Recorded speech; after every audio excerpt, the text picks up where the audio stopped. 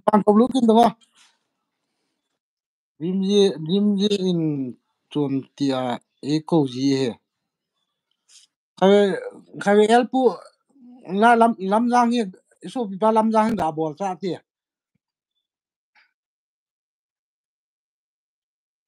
Family voice lam jang sing sit ki ti he. Dream Rimje in uchun tia e ko ji he ti jo. Shre he nge he. À,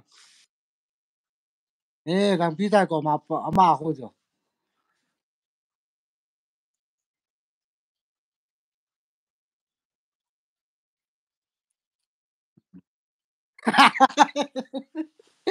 Mua lắm răng bố cô hỏi mua tiền á chưa? Nãy mi bol sa ki dia di nei sa wa nam ti ja. Lam răng này. Ê, mu lo à.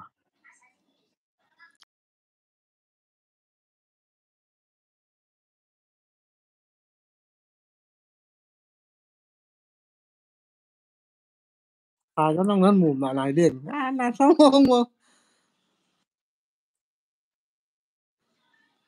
Mi get om ya hong du do se dong khat be. Nan ban comment men wa dream je do nom nom no do the ga.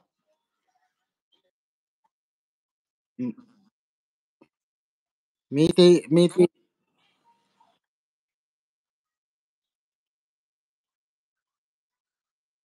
me te samjam thia ko yon na ma. Facebook à pa ai nga ko yon.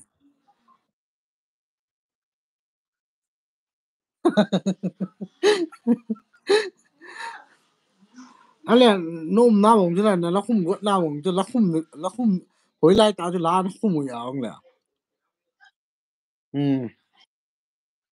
Da da da.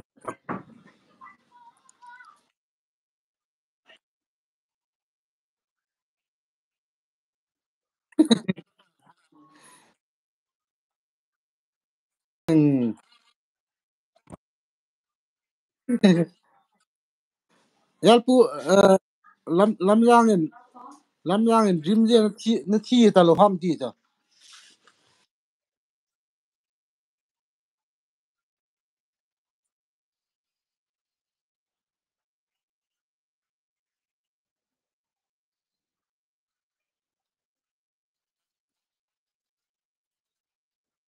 Ga thot tong o ga ban thot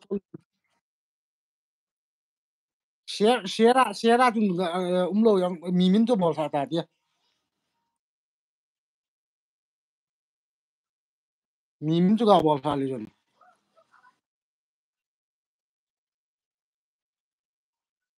No ma mong tho wa la. Som pi phone ka te. Phal bilai le la jin ki en chi te.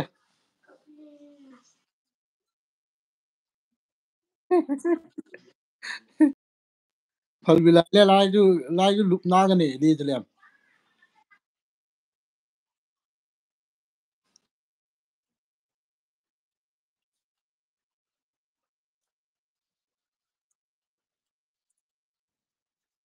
Ka ve.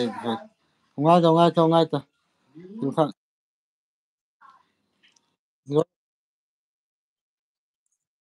La fan la kha be bang to na la sim sa wa to.